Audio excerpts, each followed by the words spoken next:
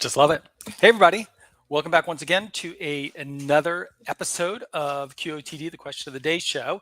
Today, sadly, I'm all by myself because Bella's not feeling well, but I will do my best to try to entertain you as we go through the 6 questions of the week. There we go. I feel like my music is just a little bit too loud. There we go. So I think that the preamble is unnecessary, especially since I'm a little bit late this morning. It's not morning here. It's afternoon. So anyway, let's get going. As you guys know, the format of the show is that we've got 6 questions. Every day we've been letting go one new question every single day. And you guys have been answering them and have been voting for each other and sending each other stars. And so here we are finally that based on your votes, we've selected the 6 very best. And those are the ones that are going to play now. And so it's a competition. So for each question, there's 6 answers and you guys get to vote. Whoever gets the most votes of those videos will make it to the finals. And then whoever wins the finals gets $100. So it's pretty simple. Watch, vote, record. And I should add that as we're going through the show, the record button will pop up on your screen. You can click that and it's not too late to still record. So you could be the big winner. So with that, let us begin. I think I understand what's going on now. Let me pull that over here like that. There we go. That is a million times better. So question number 1, what is your absolute worst first date story? So if you've ever been on a date, you must have had a first one. And I suppose that you must have had a worst one as well. So it was a long time ago. You can share that story now. We want to hear it. They're really funny because, tragedy plus time equals comedy, right? And we're all friends. Be comfortable with us laughing a little bit at, your discomfort for that weird blind date, perhaps, or maybe date that you were looking forward to, as it was with me, and that didn't go the way that you expected. So throughout the week, people have been answering this question, and so we got a whole bunch of answers, of which our AI, based on your results, have chosen 6. Here's the first one.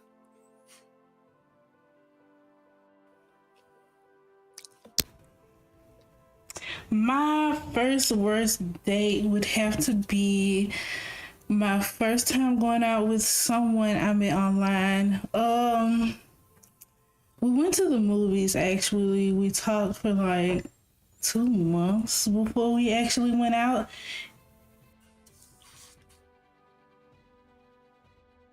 I'm gathering that did not go. The worst first date I have ever been on wasn't anything like profound or like ridiculously terrible, but it was just a like long drawn out dinner at the Cheesecake Factory, which usually takes a couple of hours, but there were so many awkward silences and pauses. I just couldn't find ways to fill the silence, and there was just like no connection.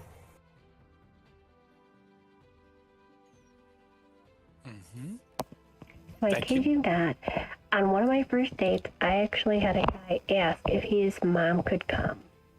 Seriously. Let's just say I allowed it, but there was no second date after that. Heather, what were you thinking? That was a date that wasn't going to go well. You must have been hungry. Had his mom come along. My worst first day story was when I went to the restaurant, but it was like the wrong restaurant, and so it was very embarrassing for a while, since I waited for a long time before I realized, oh yeah, this is not the place I was supposed to be at, so yeah. I love it because she's like awkward sitting there wondering where he is, and then awkward when she figures out why. My worst first date was one that I did not want to happen at all, but the guy showed up to my apartment and knocked on the side of my window after I had canceled. So I awkwardly said hi through the window and went outside and got coffee with him. Never texted him again. He uncanceled the date. I love it. It's like you unbroke up. Okay, this one's really easy. The worst first date I ever had, I went to this Irish pub with this guy who I barely knew. I was 16, and the entire time, for 3 hours, he talked about why he didn't believe in evolution. And I stayed. I was so brave at 16 for staying. I stayed the entire time. I was just like, this is the worst thing ever. So I'm sorry, Tyler. No second date. In the way that perhaps he had wanted.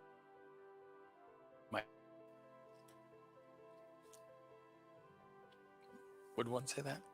Anyway, so now is your chance to vote. There is a blue button that is no doubt appearing on your screen this very second. If you vote for 1, you're voting for Angel, who went to the movies. And if you go for number 6, then you're voting for Bella, who was so brave to stick out through that date. There's some good ones in here. Angelicia, she uncanceled the date. Or say, he uncanceled the date and showed up anyway. Yeah, I could see that as being kind of an awkward first date. That is like a no second date kind of thing to do. Yeah, no, my worst first date was not that bad. It just me being an idiot, as usual. All right, let us go on to question number 2. Congratulations, Angelicia. You're going to make it to the finals, and perhaps you'll be the big winner tonight. So now we go into our second round. Everybody get ready with your fingers over those buttons. You can send stars, which are those green buttons that you're going to see. If you send stars to people, it just helps them be seen more often and don't cost you nothing, right? So if you like it, send us some stars. It's sort of like applauding. And then at the end of the round, we're going to vote on our favorite.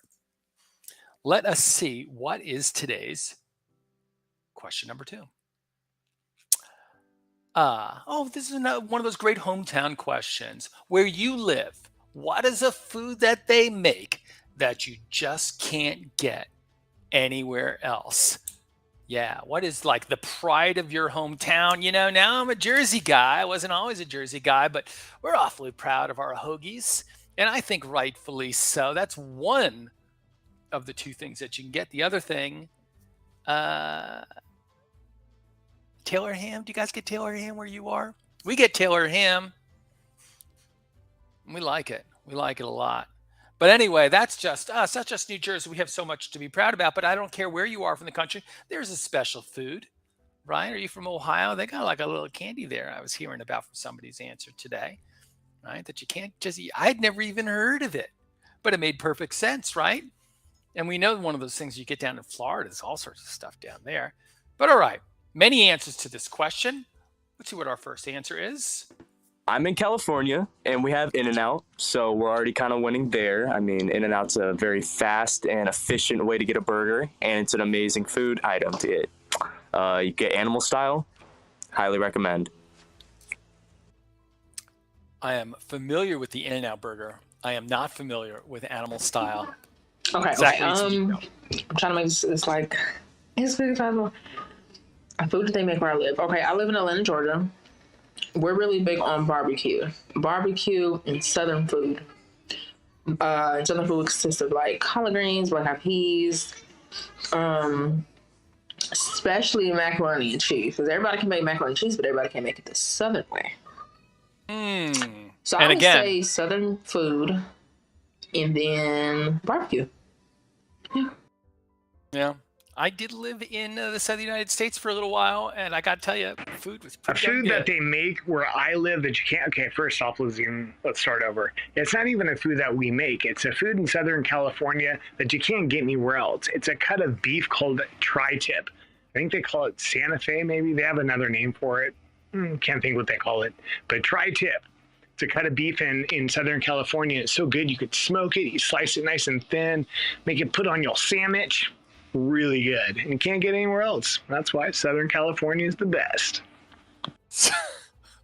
What will you guys try to take ownership of next? The tri-tip. We get them. We get them out here. We like them. Didn't invent the cow. What is a food they make where I live that you just can't get anywhere else? Dirt dog. And if you don't know what dirt dog is, baby, go and Google it, because that cilantro, that chili, that lobster bun, hot dog. Yeah, It's given me my entire life. Every time I eat it, delicious. Oh my God, that sounds so good. Where can I go and get a dirt dog? Oh, Holman, where are you from? So I live in Utah, so you can really get anything we make anywhere, but you cannot get green Jello easily anywhere else. We eat a lot of Jello. I am not surprised to hear that. Love your mountains. We have a place down here in Western North Carolina that's called Rocky's Hot Chicken Shack, and they have the best fried chicken, macaroni and cheese, sweet tea, sweet potato casserole, fried okra. It's just good home Southern cooking, and you can't get that north. Rocky's Hot Chicken. That does sound pretty awesome. And nice to take a visit down to Asheville. I have been to Asheville, and I got to say that I did not get a chance to have your fried chicken. I had lots of other good food down there, and not to mention a little bit of, am I allowed to say whiskey? But I had that, and that was pretty good too. Well, so now it's time to vote. Who was your favorite? Which of these people do you think is the best? Southern California, In-N-Out Burger, or Tri-Tip, the barbecue, Yum from Angel, El Holman, the Dirt Dog, Vivian's Green It's the green Jello, that delicacy that you can only get in Provo. Why do you think that the green Jello is so big there? Maybe, I don't know. Anyway, hats off to the state of Utah for their love of green Jello, which was an important part of my childhood. I love it too. Congratulations, Vivian. You are going to the finals. And now for our next question. Controversy. Are there some books which are so terrible they should be banned or censored? Or are you of the opinion that we should be courageous enough to entertain ideas, maybe argue against them, but at least be open to it? Or, look, you know what? Who wants to waste their time? You think Mein Kampf deserves a place on our bookshelves? That's the question. That's the question. I was a philosophy major, so I have an opinion about this as on kind of everything. Books. I just can't believe that we're talking about book banning and that it's actually like not a hypothetical question, but there it is. Important topic today. Where do you stand? Banning books or no? I don't think any books are so bad that they should be censored or banned, because books are just different people's opinions, and I feel like everyone's opinions should be heard and considered. So I don't think any book should be censored or banned for their different opinions. All right. So weighs in on the side of liberty. Yes, there definitely are some books that should be banned or censored. There's like a whole list of books that can't be read in certain schools and stuff. Can't think of any off the top of my head because honestly, I haven't read a book in a while. But yeah. Yeah. So she's like, who cares? Books. No, I don't think any books are so terrible that they should be censored or banned. It's up to the reader to decide if they want to read it. And if the library provides it, then it should be there. Interesting. Should the library be spending our taxpayer dollars to bring these unpopular opinions to light? I think that is certainly the issue. Hector, what do you got to say? I think some books should be banned because some of them are so terrible and you don't really learn much from certain books. For example, let me start with Lord of the Flies. We're always asked to read this book in high school. But how often is it that you're trapped on a deserted island with 30 other boys and you need to devise some sort of social hierarchy to rule everybody. Not very often. Is it an interesting book? Not really. Would I say it's terrible and should be banned? Yeah. Oh, Hector, I think that you possibly missed the point of that book. William Golding. Are some books so terrible they should be censored or banned? For this question, I'm going to go with my Year 9 math textbook. That should be banned, especially the section on trigonometry at least. That whole section should be censored and just move on because no one ever uses that in life. So I'll go with that one. Wow. You see, this is why we have these conversations. Brendan, you have changed my mind on this subject. I don't think any book should be banned or censored. I mean, I think people have a right to say what they want and read what they want and make that decision for themselves. Some may not be your genre or you may not like it, but I mean, you don't have to finish reading it or even pick it up again. So. Yes, but what about the children, Shiv? What about the children? Well, gosh, that was number 6. So you guys get to vote now. Click one of these blue buttons. Who do you agree with? With Wei, who says we got to respect all of these opinions. Becca says ban the bad ones. Andrew says it's up to you. Hector's like, especially Lord of the Flies. Brendan says ban my math book, especially trigonometry. Shiv, well, I think you just heard her. Oh, I'm shocked. So, Shiv, congratulations. You are making to the finals with the most votes from this round.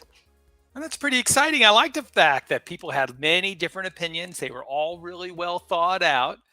And, there we are. So it is possible to have civil debate in this day and age, despite, all this bad media or whatever. But nevertheless, I thought it was really great. And maybe we'll bring more interesting questions like that to you in the future. And congratulations, Shiv. And on to our next question. Question number 4. What is the most embarrassing job that you've ever had? We didn't all go right to the top. We had to go through a lot of jobs. Some of them were hard. Some of them were boring. Some of them didn't pay very well. And some of them were just plain embarrassing. If you're like me, you had one of each at least. The most embarrassing job. And I guess by embarrassing is like the kind of thing, it's like, well, people come to and they say, hey, so tell everybody about that job that you had. And you go, oh, come on, man. And then they ply you with a couple of drinks. And the next thing you know, you're telling that story and everybody has a big laugh about it. What would be really embarrassing? Yeah. I guess it's the kind of thing where you got to stand in front of a lot of people and do something. But generally speaking, I mean, look, every job, if you do it well, you shouldn't be embarrassed. Unless it's bad. Are you doing something bad? I don't think you're doing something bad. I think you're just doing something which is personally The embarrassing. most embarrassing job I had was running the changing rooms in Macy's Herald Square. It was just chaotic, and the demands I got from people was pretty ridiculous. People are despicable. Can we just agree on that? Let's just start there.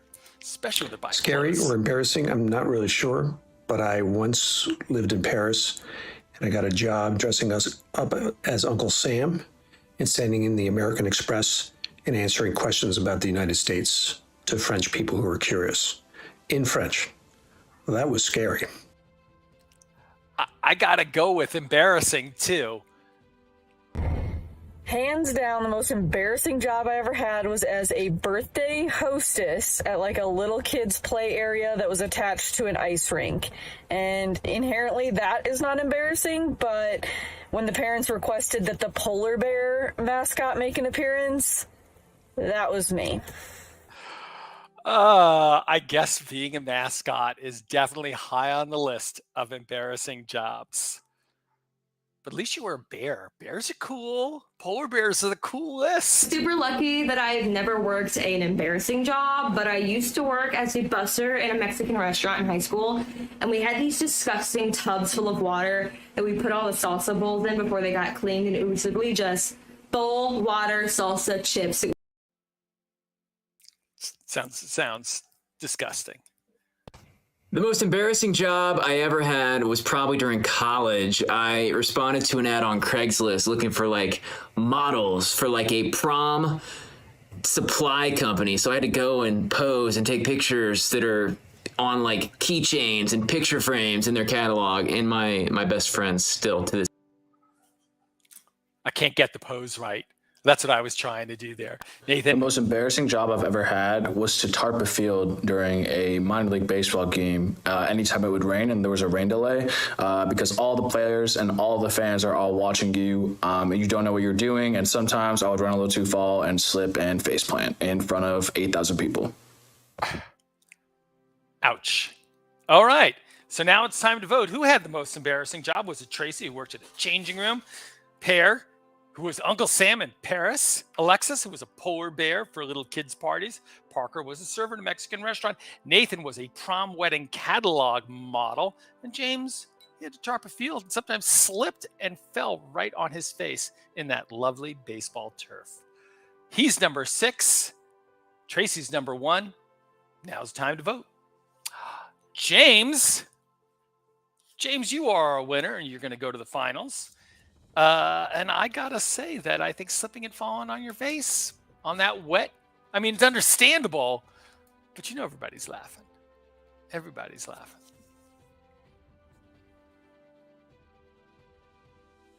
Yeah.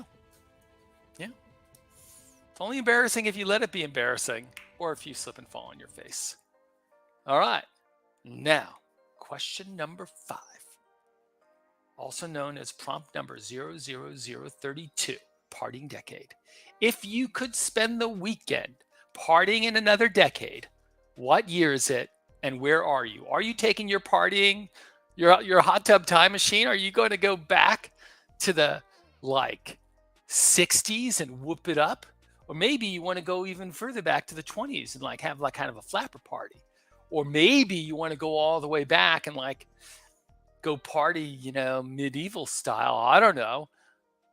But nevertheless, every decade has its own unique character. And that's why we call them the 60s, 70s, 80s, 90s, and aughts, right? But so, yeah, which of these characteristics, which of these like vibes do you want to vibe to? Do you want to resonate to? Yeah, I don't know. I was a kid of the 80s. There was some good partying going on then. What do you guys have to say? Question and answer number 1. If I could spend a weekend partying in another decade, it would certainly be the 90s. And where? Probably LA. Probably the LA music scene in the 90s. A lot of the alternative rock and rap that came out of that time is some of my favorite music. Spencer, I wish you had been there. It was pretty good. If I had to pick a decade, it would be the 80s because, I mean, everything was colorful. It was fun. You had your tube socks with the different colors, fishnets. I love fishnets. Everything about it was awesome. Yeah. A lot of good music in the 80s too, man. Given the opportunity to spend a weekend partying in another decade, I would choose the 90s.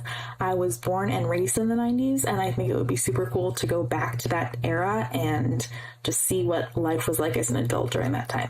That was going to be my next question. Do you want to go back and like be a kid again? Or do you want to actually see what it'd be like to be an adult? Yeah, I'd like to go back and be an adult in like the 50s, man. I want to go back to like So I would have to say the decade I would be in from 75 to 85, right in there. Now, I was born in 83, but when Earth, Wind, and Fire was really big and the sound for Let's Groove Tonight, I would have to be at one of their concerts jamming out and having a good time because, yes, that's the way to be. Yeah, man, that should be our theme song. That is a good choice. Of course, you know, Make very awkward. If I could 75 to spend a 85. weekend partying in another decade, it would have to be in 1969 at the Woodstock Festival, which was in New York. There were so many different artists, and that festival became legendary. I think it'd be a lot of fun.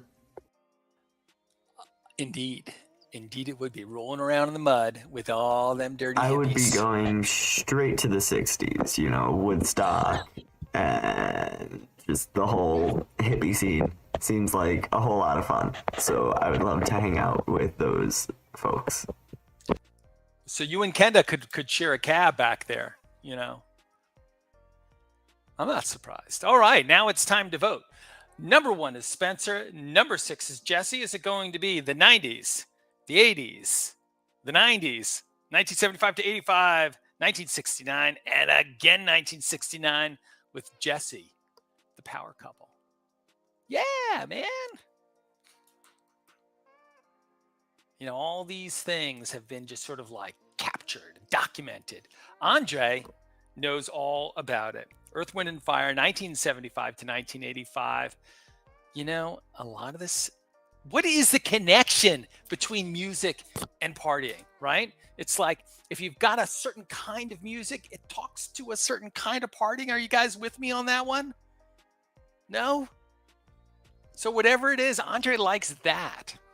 Andre likes that groove. I'm with you, man. I can't decide. I kind of was with Spencer, but that was just because I want to relive those days. All right, on to question number 6. This is the final question of the day, and then we're going to pick our winner chicken dinners. What is the thoughtful gift, the most thoughtful gift you ever received, and who is it from? Okay. You know, there are gifts, and then there are gifts. Like some gifts are just like somebody's checking it off a list, you know, or somebody's like just grabbing the hot toy. But then there's some gifts where somebody's really thought about it, and it's a match. It's something that you need or something that reflects your character well. Somebody really thought through what would be good for you, or maybe somebody's expressing their hopes for you through the gift, through that chemistry set or whatever it was. But yeah, I think it's really interesting, man. You guys, next time you're taking a gift to somebody or getting a gift, just take 5 minutes and just like really think it through. Not like, oh my God, what should I get? But like, what would be like the perfect gift for that person? Anyway, that's what we're going to find out now. Has that ever happened to you? Did somebody just give you a gift that just like, just moved you, changed you, The most inspired thoughtful you? gift someone's given to me was probably my mom and dad when they gave me my first soccer jersey. That was just awesome, you know, and it started my love for soccer. So yeah. Yeah. Yep. No, exactly.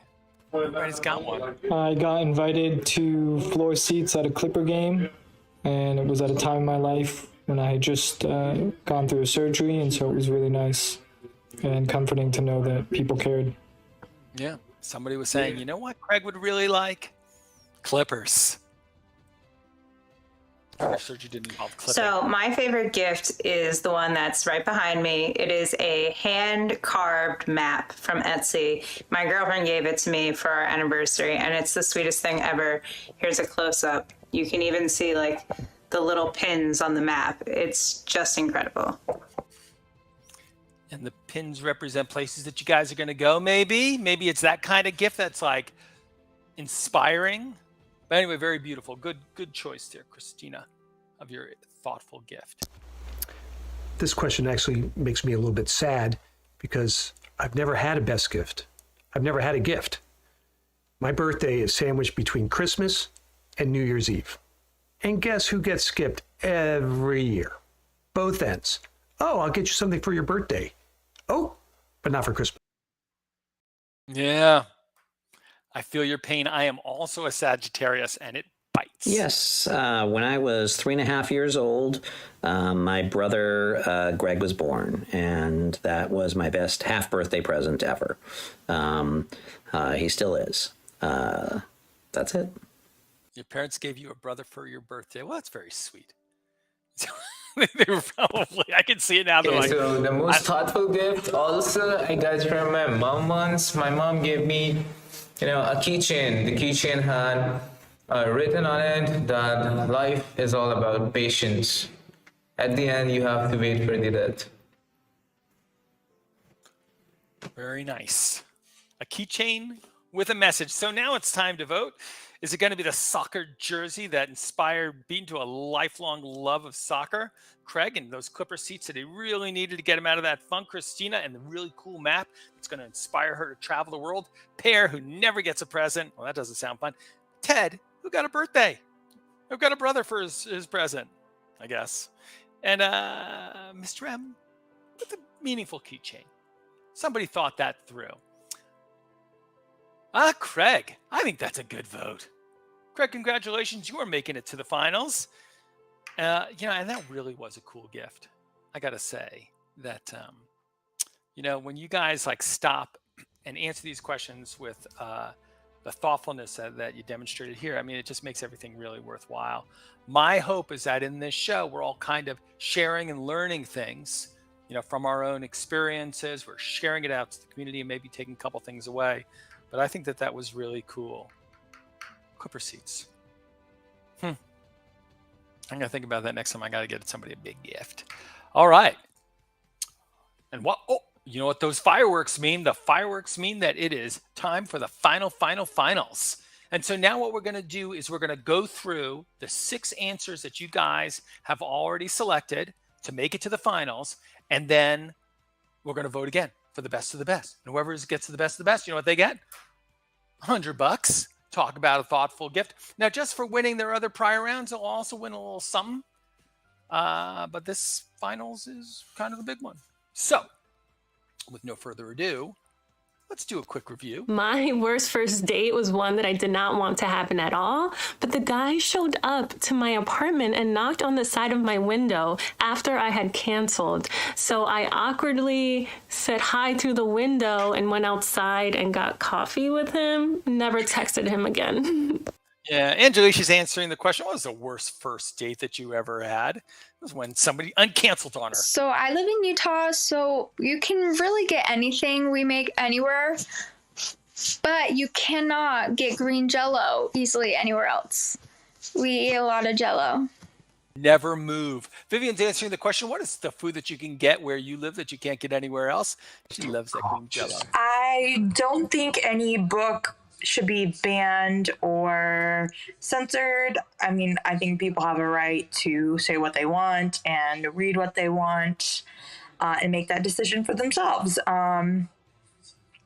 Some may not be your genre, or you may not like it, but I mean, you don't have to finish reading it or even pick it up again. So Shiv's answering the question. Do you think that books, really bad ones, should be banned, or should we The just most embarrassing job I've ever had was to tarp a field during a minor league baseball game. Anytime it would rain and there was a rain delay, because all the players and all the fans are all watching you, and you don't know what you're doing. And sometimes I would run a little too far and slip and faceplant in front of 8,000 people. James is answering the question. What's the most embarrassing job you've ever had? I've seen people fall and they kind of get dragged along. I would have with the to tarp. say the decade I would be in from 75 to 85, right in there. Now, I was born in 83, but when Earth, Wind, and Fire was really big and the sound for Let's Groove Tonight, I would have to be at one of their concerts jamming out and having a good time because, yes, that's the way to be. So Andre's answering the question. If you could go back in time and party for a weekend in any decade ever, what's it going to be? I got invited to floor seats at a Clipper game, and it was at a time in my life when I had just gone through a surgery, and so it was really nice and comforting to know that people cared. So Craig is answering the question, what's the most thoughtful gift that you've ever received? And so now, here are our 6 finalists. You're going to vote for one of these guys, and whoever it is that gets the most vote wins tonight's big, big prize. Number 1 is Angelisha. Number 2 is Vivian. Number 3 is Shiv. Number 4 is James. Number 5 is Andre, partying in 75. And Craig, with his most thoughtful gift, is number 6. So your vote is perhaps the most thoughtful gift of all.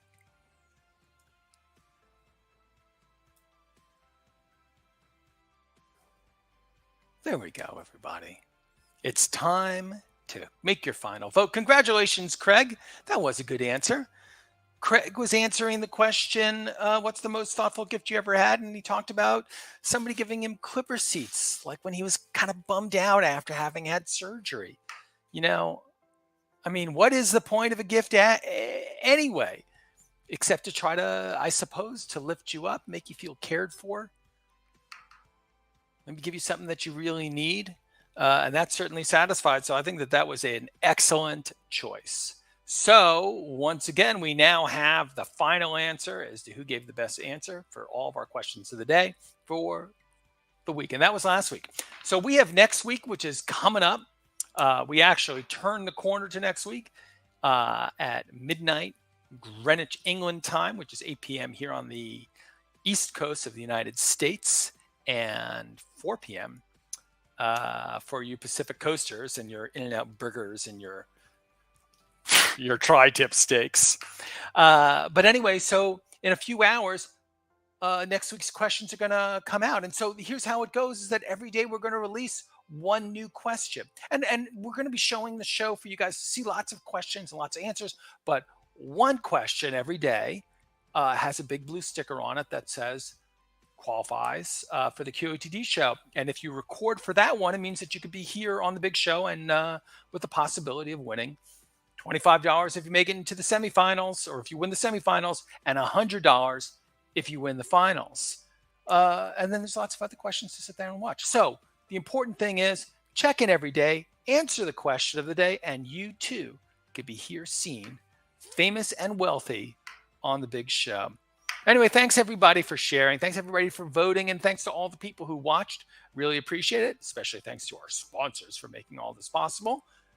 And I hope that you guys are enjoying Question of the Day. If you're watching us on Twitch or on YouTube, you can put your answers in there. Just follow the links to beontheair.com and you'll see it right there on the front page. We'll be running the show 24 hours a day with all of the questions.